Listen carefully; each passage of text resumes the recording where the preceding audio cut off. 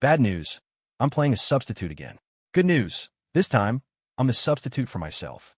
They say hell hath no fury like a woman scorned. But my CEO boss, after I died, opened up a whole new circle of hell just to chase my ghost. I faked my death to get away, and the obsessive woman went insane. She put a $10 million bounty on my body. A year later, she dragged me back and handed me a check. You have to take this job. Be the stand-in for my dead contract husband. She held me, breathing in my scent, and murmured, "It's so close. But you're not him." Watching her pathological behavior, a stone dropped in my stomach. Ms. Thorne, you're back. The villa doors swung open, and Isabel Thorne stumbled in, bringing a gust of cold air and the reek of alcohol with her. I immediately moved to support her. The smell of her custom perfume, now mixed with liquor, hit me hard. "Ethan," she mumbled, her voice thick as she leaned against me. "I'm here." I guided her to the sofa, then moved with practiced ease to the kitchen. Hot water, honey, and 2 slices of lemon. I had a soothing drink in front of her in minutes. "Drink this. You'll feel better." She didn't move, just stared at me. Her eyes, usually so cold and imperious, were hazy with intoxication. "Feed me." I picked up the spoon and brought it to her lips, 1 scoop at a time. The spoon clinked against her cool lips, and she obediently opened her mouth. By the time the bowl was empty, some of the exhaustion seemed to have faded from her face. "How's your stomach tonight?" I asked. "It's fine." She said it was fine, but her hand instinctively pressed against her abdomen. I got up and went back to the kitchen, returning shortly with a warm mug of ginger tea. "Drink it even if it doesn't hurt. It'll warm you up." She took the mug, her fingertips brushing against mine. They were ice cold. I reflexively closed my hand over hers, warming it with my own. She didn't pull away. We sat there in the dimly lit living room, wrapped in silence. After a long while, she curled up on the sofa, her brow furrowed in pain. "It's starting again." I moved behind her, placing a heating pad wrapped in a thin blanket over her stomach. I covered it with my hands, massaging gently. My movements were soft and rhythmic, and the tension in her brow gradually eased. "Ethan, there's a problem with the project at the office." Her voice was laced with a frustration she never showed to the world, a vulnerability reserved only for me. I stopped my movements, listening quietly. She spoke in fits and starts, as if confiding in me and also talking to herself. I didn't interrupt, just offered a quiet, "It's okay, it'll get worked out," whenever she paused. When she was done, she disappeared into her home office, closing the door behind her. I didn't disturb her. I just kept watch outside, silently placing her favorite meals by the door at regular intervals. Late into the night, the door finally opened. Her eyes were red-rimmed. She walked out and, without a word, wrapped her arms around me. I gently patted her back. Rule number 1 of the professional substitute: provide top-tier emotional support. I was a professional. Sometime later, it was our contract wedding anniversary. I decorated the entire villa with blue and silver string lights, turning it into the starry sky she loved. On the table in the center of the living room sat a velvet box. She opened it. Inside was the limited edition jewelry she had once seen in a magazine and mentioned in passing. She looked up at me, her eyes glistening. "Ethan, have you actually fallen in love with me?" I just smiled. "Please, I was a professional. I don't get emotionally involved." This was the most successful case of my career. At a dinner party, a business partner's greasy hand tried to land on her shoulder. I stepped forward, my face a mask of indifference, blocking his path. "Mr. Harris, I'll take that drink for Miss Thorne." I tilted my head back and downed a glass of red wine. The man's face soured, but he didn't dare make a scene. When we got home that night, she kissed me. It was her own initiative. Just as I thought she was ready to turn this charade into something real, I gently pushed her away. "You're tired, boss. Get some rest." I saw the haze in her eyes instantly sharpen into astonishment and a flicker of frustration. Keeping her at arm's length, that was the best way to make a woman like her obsessed. I was counting down the days. The contract was up in a week. The housekeeper had let it slip on the phone that her old flame, Julian Croft, had returned to the country yesterday. A jolt of pure joy shot through me. 3 years of this sentence were finally coming to an end. A week later, I prepared an elaborate breakup dinner. Every single dish was her favorite. When Isabel came home from work and saw the candlelit table, a soft smile touched her lips. "What's the occasion?" "Ms. Thorne, have a seat." I pulled out her chair and poured her a glass of wine. She watched me, clearly in a good mood. "Ethan, you're a little different today." I smiled and raised my glass. "Congratulations, Ms. Thorne." She looked confused. "Congratulations for what?" "Mr. Croft is back." My job is done. I delivered the line I had rehearsed, my smile unwavering. The smile on her face froze instantly. The air went still. What did you say? I said, our contract can now be terminated. Crash. She shot to her feet, sweeping everything off the table. Plates, wine glasses, the meticulously prepared food. It all went smashing to the floor in a chaotic mess. The sound of shattering glass was sharp and piercing. Job. She stalked toward me, her heels crunching on the debris.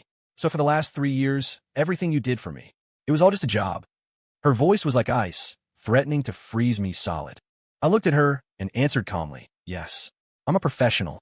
That one sentence lit the fuse. She lunged, grabbing my wrist with shocking strength. A professional? What a goddamn professional. Her eyes were bloodshot, like an enraged lioness. If you leave, who's going to cook for me? Who's going to take me to the hospital when my stomach acts up? Who's going to rub my belly when I have cramps? Her questions grew sharper, her grip tightening until my wrist bone screamed in protest. Suddenly, she let go. Her entire demeanor softened. She reached up, her fingers tracing the line of my jaw, her tone bordering on a plea. Don't go, please. Tears shimmered in her eyes. The proud, powerful CEO was showing me a vulnerability I had never seen before. I think I've actually fallen for you. My heart, for one fleeting moment, wavered. But I snapped back to reality. I was a professional. I couldn't afford feelings. Ms. Thorne, Mr. Croft is waiting for you, I said, reminding her as much as myself. My resolve drove her over the edge. Waiting for me? No, I can't live without you now. She pulled out her phone and, right in front of me, brought up my bank transfer records. You think you'll get the final payment if you don't stay with me? I'm telling you, you won't see a single cent. She hurled the phone against the wall. The screen shattered. Like a woman possessed, she dragged me into the bedroom and locked the door. From now on, you're not going anywhere. She threw me onto the bed, looming over me, her eyes filled with a terrifying, possessive fire. Monday, we're going to City Hall. I'm going to make you my legal, real husband. I was under house arrest. I was fed, but that was it. My phone, my laptop, anything I could use to contact the outside world was taken away. I was a bird in a gilded cage, waiting for a sentence I couldn't predict. Saturday, Sunday, the hours crawled by. On Sunday night, a deafening bang echoed from the front door. Boom! The door was kicked in from the outside. A group of men in black suits swarmed in, flanking a man I recognized from the gossip columns. Isabel's legendary old flame, Julian Croft. He walked straight to the locked bedroom door and delivered a few more powerful kicks. The lock broke, and he stepped inside. He looked at me, trapped on the bed, a sneer of contempt and malice twisting his features. So you're the replacement? The original is back. Are you still shameless enough to stick around? You cheap knockoff? Julian's gaze was like he was looking at garbage. He waved a hand, and the bodyguards behind him rushed forward, pinning me down. I struggled, but it was useless. Let me go. Let you go. Julian strolled over, bent down, and patted my cheek in a deeply humiliating gesture. A fake like you dares to dream of things that don't belong to you? His voice was quiet, but it was laced with a chilling cruelty. Isabel is mine. She always has been, she is now, and she always will be. A blindfold was tied over my eyes, and a cloth was stuffed in my mouth. I couldn't see, couldn't speak. They roughly bundled me into a car. The vehicle bounced along an uneven road, heading to God knows where. Fear, cold and suffocating, wrapped around me like a shroud. After what felt like an eternity, the car stopped. I was dragged out. I could feel soft sand under my feet and hear the roar of the ocean. The frigid sea breeze made me shiver. The blindfold was ripped away. Julian's malevolent face was the first thing I saw. His voice dripped with mockery. She said she wanted to marry you? How pathetic. He laughed, a harsh, grating sound. Let's just have the little substitute disappear into the sea forever. My heart sank into a black abyss. They bound my hands and feet with coarse rope, the knots pulled brutally tight. Then, 2 of them hoisted me up and carried me toward the churning water. Splash! I was thrown into the bone-chilling water. The immediate shock of the cold and the lack of air was absolute. Salt water flooded my mouth and nose, squeezing the last bit of oxygen from my lungs. I thrashed wildly, but my limbs were bound tight. I forced myself to think, my fingers fumbling for the small blade I always kept tucked in my sleeve. Years in this business, pissing off a lot of exes, had taught me to always have a backup plan. The primal need to survive cut through the panic. Ignoring the searing pain as the rope chafed my raw wrists, I began to saw at the fibers one methodical slice at a time. The rope was thick, the blade tiny. I don't know how long I worked at it, my lungs feeling like they were about to explode. Finally, the rope around my hands loosened. I immediately untied my feet and kicked frantically for the surface. Gasp! I broke through, greedily sucking in the night air. In the distance, I could still see the headlights of Julian's car. They were likely waiting to make sure I was gone for good. I couldn't linger. I got my bearings and swam hard for a large rock formation further down the coast. I'd always been a strong swimmer. I slipped behind the rocks, silent as a shadow, keeping only my head above the water to watch the shore. They swept the surface of the water with a flashlight a few times, but saw nothing. Soon, the engine started and the car drove away. I was safe. I dragged my waterlogged body onto the sand, collapsing in a heap, gasping for breath. In the moonlight, I looked at my hands, pale and wrinkled from the water, with bloody welts where the ropes had been. I had to hand it to myself. This substitute gig was a killer. The money was good, but only if you were alive to spend it. Dating a woman with that kind of power? It's a high-wire act without a net. I made a decision right then and there. I was cashing out, getting out of the game for good. I erased every trace of my past. The name Ethan Vance, along with the fake identity it was tied to, would sink to the bottom of the ocean. Thankfully, I'd used a fake name and ID for the job from the start. With the money I'd saved over 3 years, I bought a small condo in a city where no one knew me and started a new life. I heard that Isabel Thorne went completely off the rails. She sent countless search parties to dredge the ocean for my body and even offered a $10 million reward. But it was like looking for a needle in a haystack. Eventually, they found nothing. Everyone thought I was dead. A year later, I was in a bar, enjoying the neon lights and the freedom. A stunning woman was walking toward me, a drink in her hand. Just as I was bracing for a welcome distraction, 2 men in black suits appeared out of nowhere and grabbed me by the arms. "What the hell are you doing?" They didn't say a word, just muscle me out of the bar and into a waiting car. The car eventually stopped in front of a high-end coffee shop. I was escorted into a private room. A woman was sitting inside. She wore a black suit. Her face was drawn and tired, but her eyes were as cold as ever. It was Isabel Thorne. The moment she saw me, she froze. She shot up from her seat, her eyes flaring with an uncontrollable joy. But the joy lasted only a second before it was extinguished, replaced by scrutiny, suspicion, and a trace of deep, hidden grief. She stared at my face, walking toward me one slow step at a time.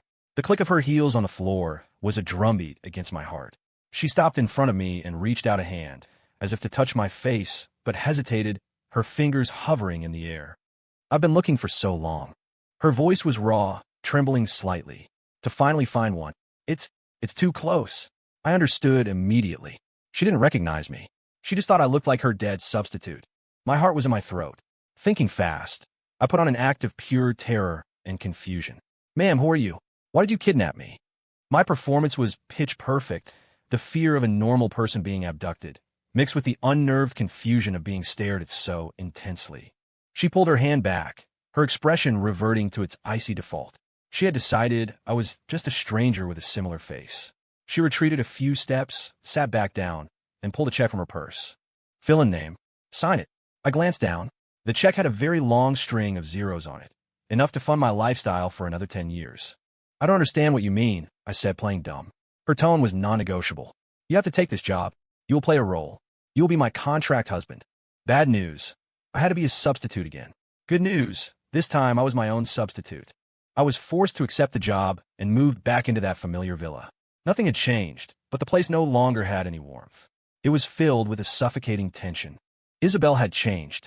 She was no longer the powerful CEO who occasionally showed a flicker of vulnerability. She was an obsessive, unhinged woman. She would often walk into my room late at night without making a sound and just stand by my bed, watching me. Sometimes she would sit on the edge of the bed, hold me, and bury her face in my neck, greedily inhaling my scent. She would whisper my old alias over and over. "Ethan, Ethan." Then she would push me away in anguish, muttering to herself, "You're not him. You'll never be him." I walked on eggshells every day. I had to mimic the habits and speech patterns of my past self, while carefully planting subtle differences to prove I wasn't him. The feeling of playing myself was both absurd and electrifying. During the day, I had to accompany her to the office. As her new contract husband, I had no official position. My job was to sit in the reception area of her executive suite like a piece of furniture. To kill the boredom, I started flirting with her young assistant, Chloe Reed. Chloe, your eye makeup looks great today. What brand is that? Chloe, you thirsty? Let me get you some water. Chloe was a recent graduate, sweet-faced, and genuinely naive. My teasing always made her blush. Sometimes, when Isabel would lash out at her overwork, leaving her on the verge of tears, I'd wait until Isabel was in her private lounge, then sneak Chloe a piece of candy. Don't take it personally. The boss is just under a lot of pressure. She's not a bad person. One thing led to another, and Chloe and I became friends. We got along well. I didn't think much of it, just a little diversion in a painfully boring existence.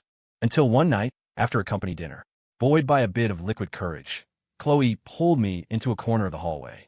Her face was flushed, her eyes shining as she looked at me. Aiden, I like you.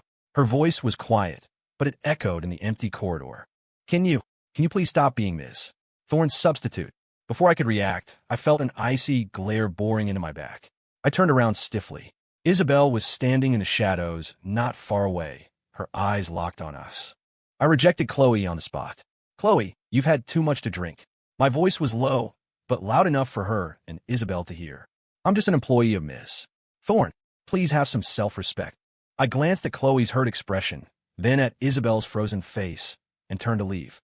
I could feel Isabel's gaze on me like a nail, driven into my back the entire way. A hurricane was waiting for me back at the villa. The moment the door closed, Isabel slammed me against the wall. Her eyes were burning with a sick, jealous rage. You're proud of yourself, aren't you? Everyone just loves you. Even my own assistant dares to try and seduce you. Like an animal that had lost all control, she bit down hard on my neck. The sharp pain made me gasp. She didn't let go. She bit down harder. I could feel warm liquid trickling down my skin.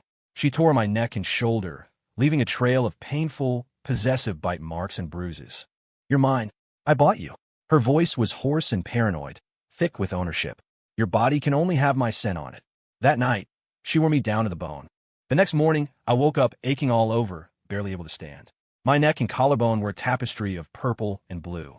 Isabel, however, acted as if nothing had happened. She walked in holding a turtleneck sweater.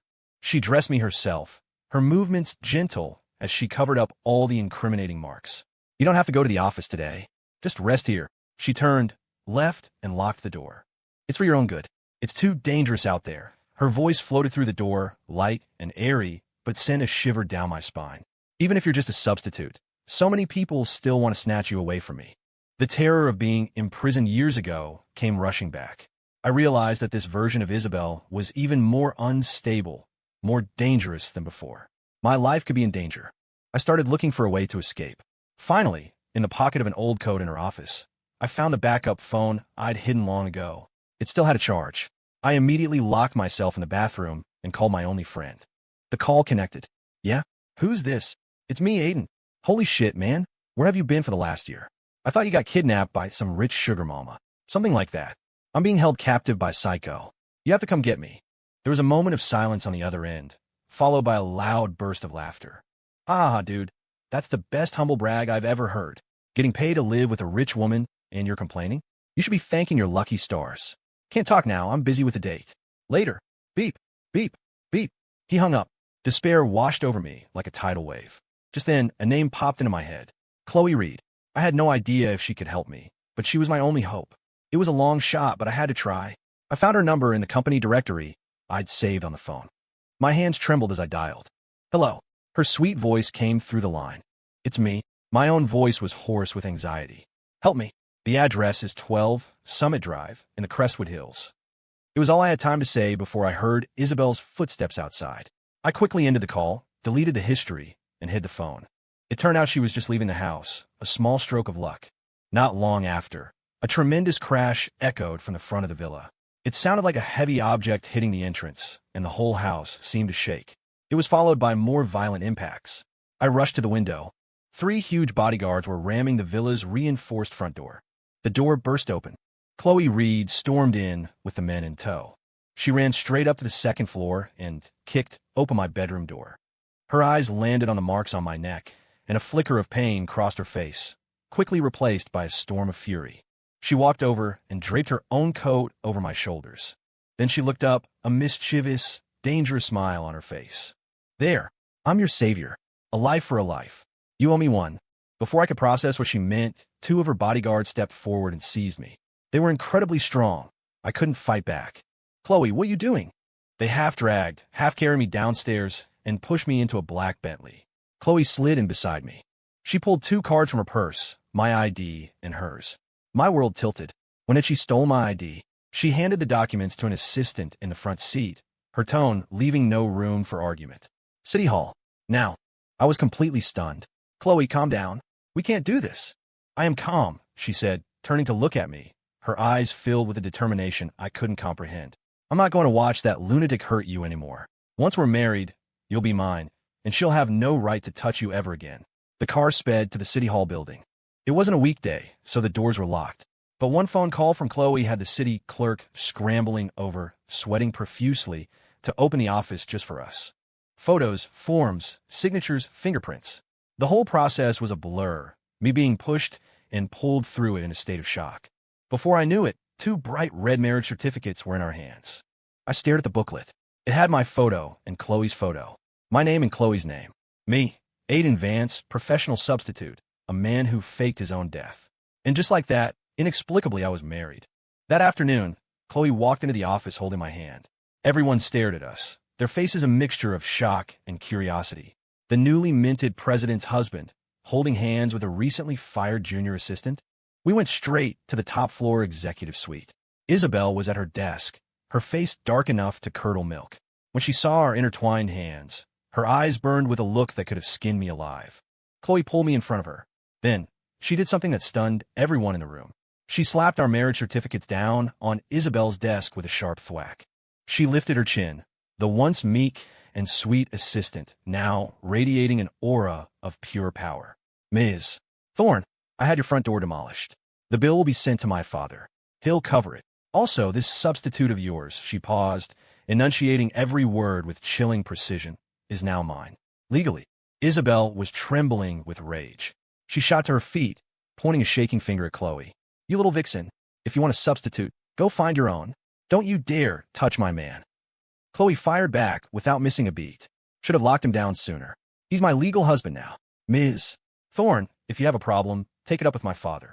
Isabel's face grew even darker. "Don't you dare use your father to threaten me. We're both major shareholders in this company. I'm not afraid of you."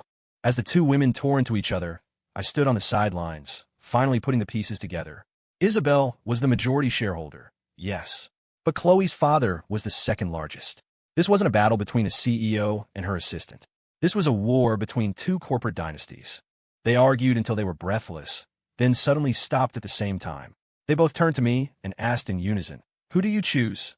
In an instant, every eye in the room was on me. I looked at Isabel's bloodshot eyes, then at Chloe's look of confident expectation. Finally, my gaze fell on the red marriage certificate on the desk. I took a deep breath, mustering every ounce of self-preservation I had. I'm a law-abiding citizen. I choose my wife. The words had barely left my mouth when Chloe broke into a triumphant grin. She reached up, ruffled my hair, and planted a loud kiss on my cheek. "Good boy.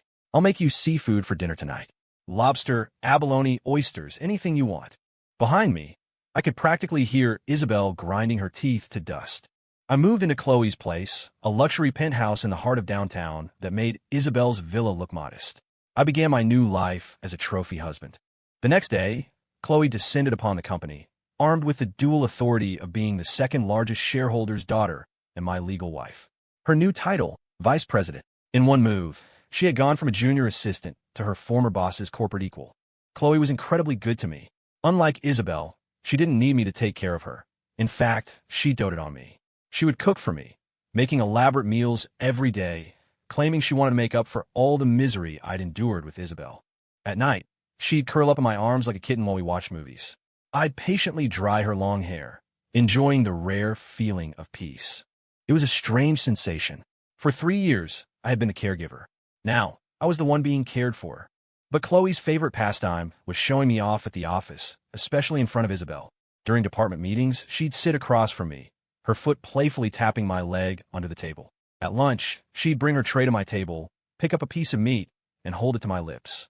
"Honey, say, ah." She'd coo, her voice dripping with sweetness, earning envious and curious glances from our colleagues. Across the cafeteria, Isabel's knuckles would turn white as she gripped her chopsticks. Isabel was, predictably, losing her mind. She started finding more and more ways to make my life difficult. She'd call me in her office for the most trivial reasons. Take this file down to the archives. Go to the coffee shop downstairs and get me an iced Americano. My fountain pen is out of ink. Go change the cartridge. These were tasks for an administrative assistant, but she insisted I do them. At other times, she tried to entice me with money. Just divorce her and come back to me. I'll pay you 10 times what you're making. Then, she tried playing the sympathy card. Have you forgotten how you used to take care of me? None of that was fake, was it? I ignored it all, completed the task professionally, and walked away. My indifference only fueled her obsession. One day, Chloe had to fly to a branch office for an important meeting.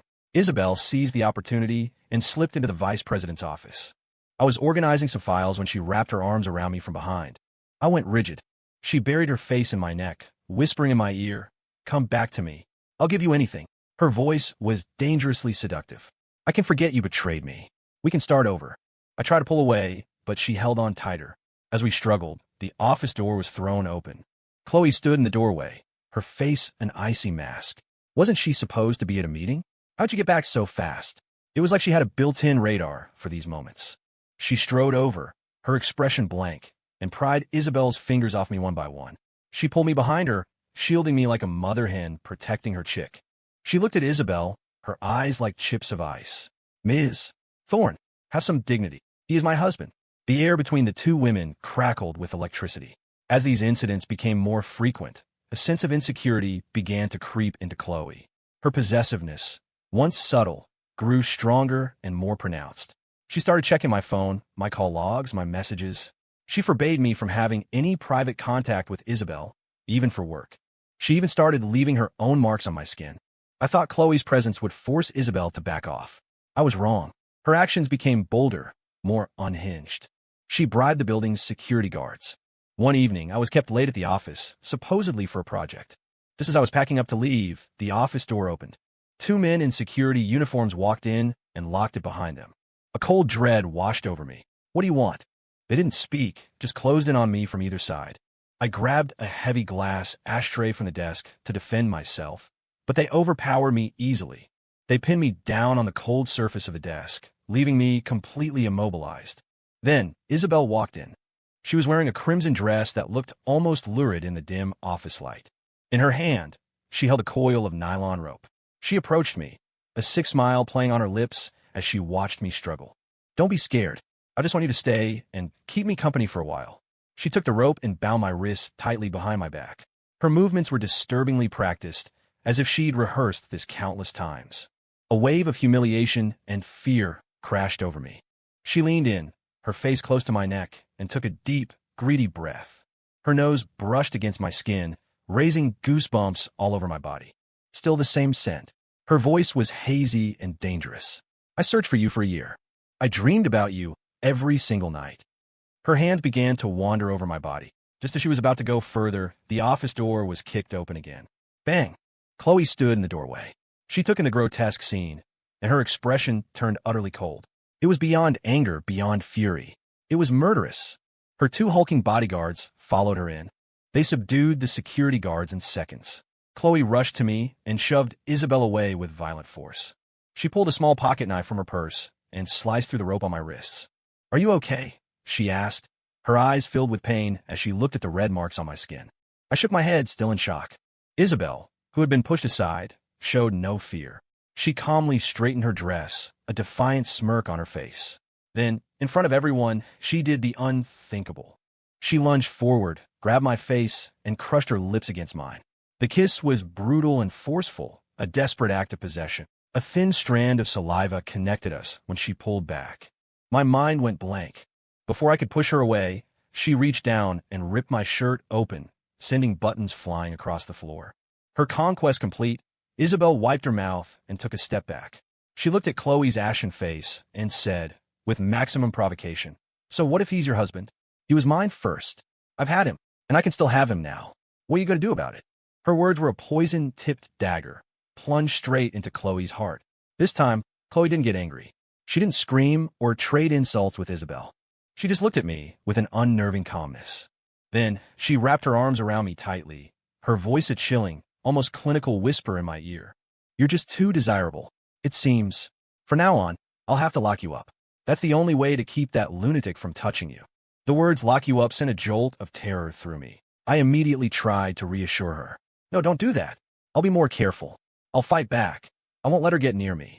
Chloe just stared at me with a deep, unsettling gaze and asked the one question I couldn't evade. You're just a substitute. Why would she become so obsessed with you? Looking into Chloe's scrutinizing eyes, I knew I couldn't hide it any longer. To avoid being locked away, I had no other choice.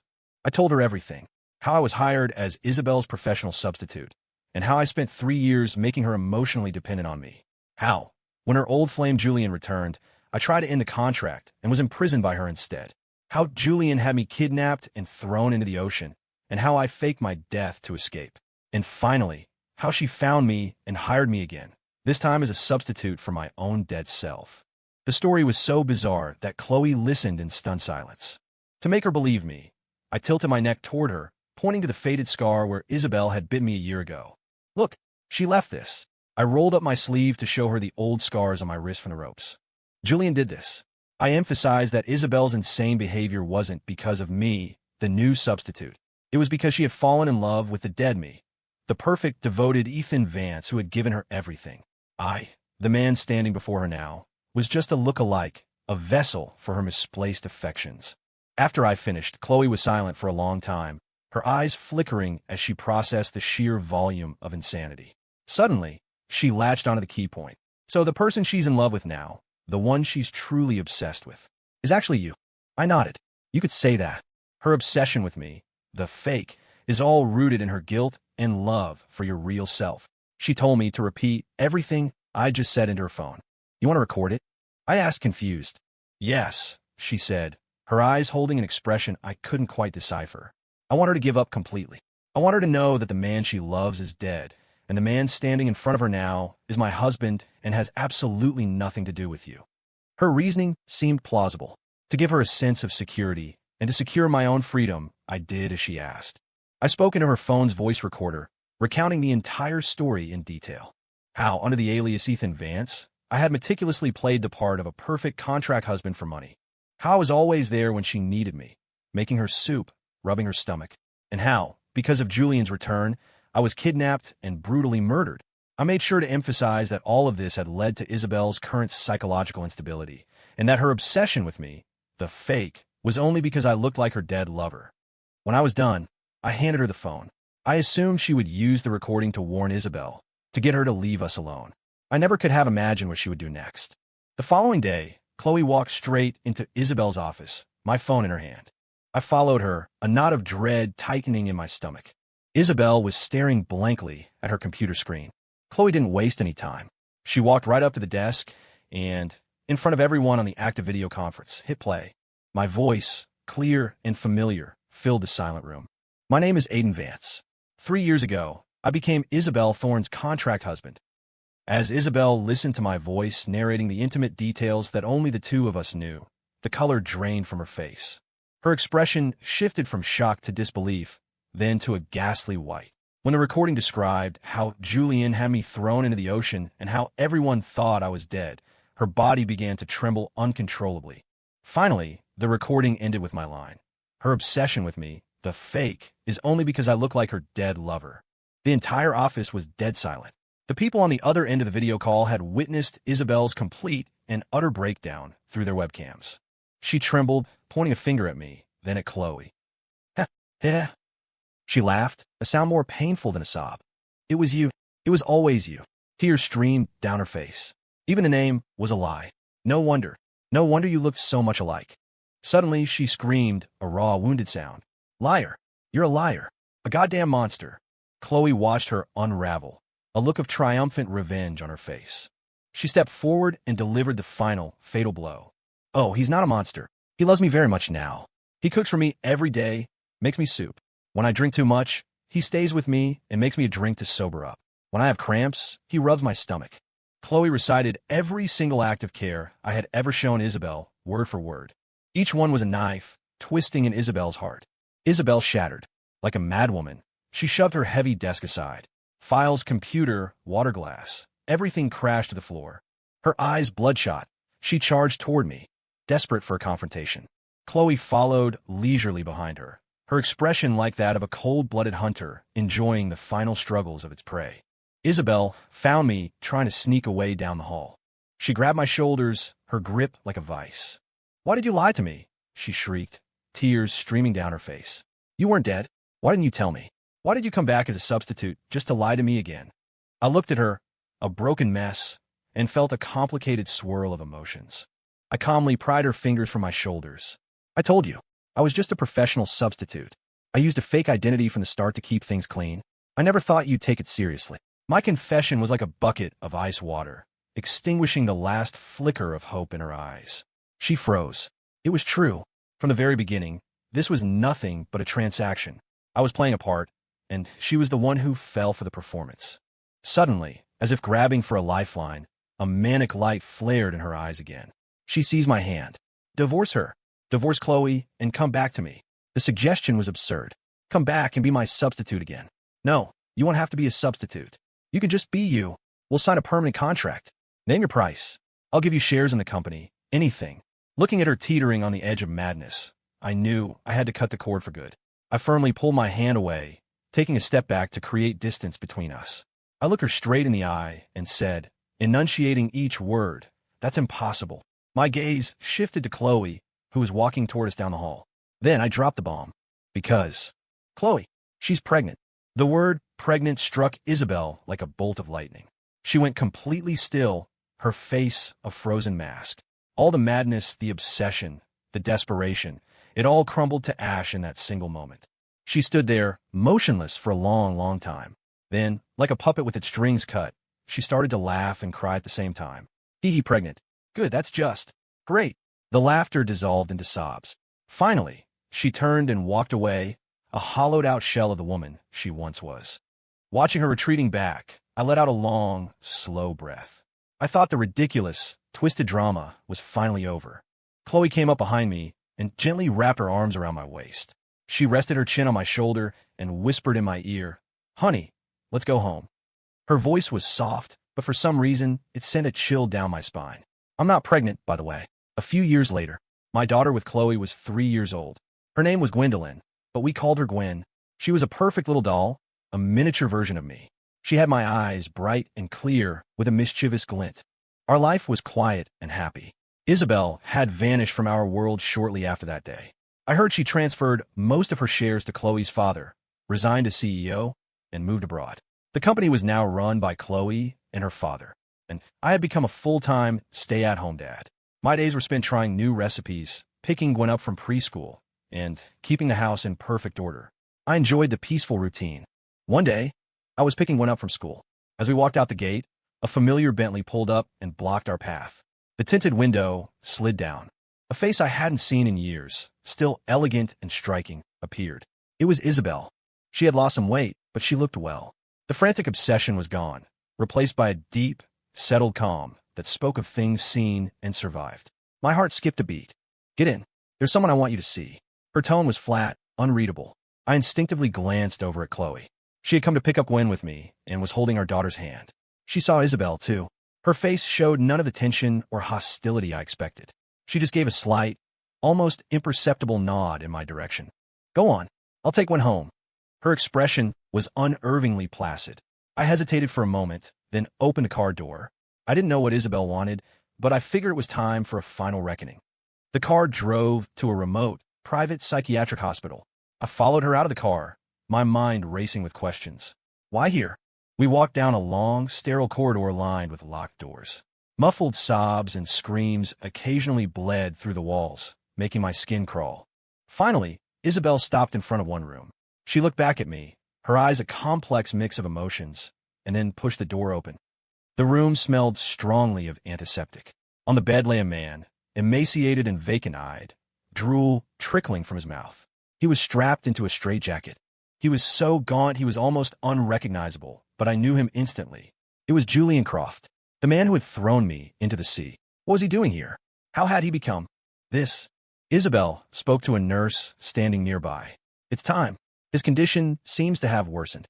Let's start with an hour of electroshock therapy." The nurse nodded and prepared the equipment.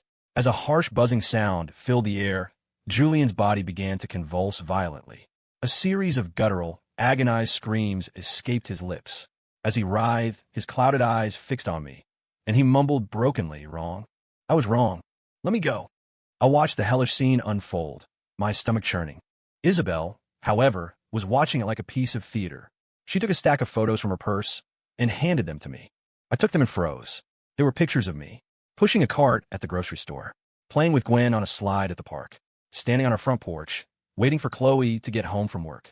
They were all candid shots of my life, of my daughter. She had been having me followed. Her voice was a low murmur, laced with a disturbing fascination. "Your daughter is beautiful. She looks just like you. It would have been nice if we'd had a daughter." Her words made my blood run cold. Isabel gestured toward the still screaming Julian on the bed, her voice filled with venom. "It's all his fault. If it weren't for him, we would have been married that day. None of this other mess would have ever happened." Then she looked back at me, her eyes full of an unspeakable regret. "And it was my fault, too. I should have trusted my gut. The first time I saw the new you, I knew it was you. I should have just dragged you to City Hall, instead of drowning in my grief for the dead you, stubbornly believing you were just a substitute." I listened, a whirlwind of feelings churning inside me. I replied quietly, "Life is unpredictable. It's all in the past." Yes, it was all in the past. There were no do-overs. Isabel suddenly smiled. It was a smile of release, but also of a strange, unsettling triumph. She gently touched her flat stomach, her voice a near whisper, as if sharing a glorious secret. "It's okay. It's all better now. You see, you and I, we have our own happy ending now." Her words made no sense. "What are you talking about?" She smiled at my shocked expression, pleased. "Don't be surprised. This was just a little business transaction between me and your father-in-law. I sold him the last of my shares, the remaining 8%. The company is completely theirs now, and all he had to do was pay a very small price." "What did he pay?" I asked, dread creeping up my spine. Her smile widened. "He just had to get you drunk one night." My brain roared with white noise. I remembered. A few months ago, my father-in-law, Chloe's dad, had invited me out for drinks. He'd gone on, thanking me for taking such good care of Chloe, saying how our marriage had even healed his relationship with his daughter. I drank way too much that night. I didn't even remember how I got home. I just woke up the next morning with a splitting headache. And all along, that had been the reason. A dirty, calculated transaction. The room started to spin. I could barely stand. "Isabel." I choked out her name. She looked at me, holding back tears, and gave me a tragically beautiful smile. "Do you think I'm a fool? I'm not. I couldn't have you. But now, I'll have your child. We'll be connected by blood. This is the best possible outcome." She looked at me without a shred of guilt. "You don't have to take any responsibility. I just want the baby. I'll raise him on my own." She gave me one last, long, complicated look. "Be good to Chloe. And I'm just saying if things don't work out between you two one day, remember to come find me." With that, she turned and walked away. Her silhouette, framed by the stark white light of the hospital, seemed both resolute and utterly alone. I stood there, staring at the white walls, her last words echoing in my ears. I felt 1,000 different emotions at once. I didn't know how I was going to face Chloe, or her father, the architect of this whole nightmare. I pulled out my phone and dialed Chloe's number. Her voice, as gentle and loving as always, came through the line. "Honey, are you done? Gwen and I are waiting for you for dinner." I was silent for a long moment before I finally answered. "Yeah, I'll be there."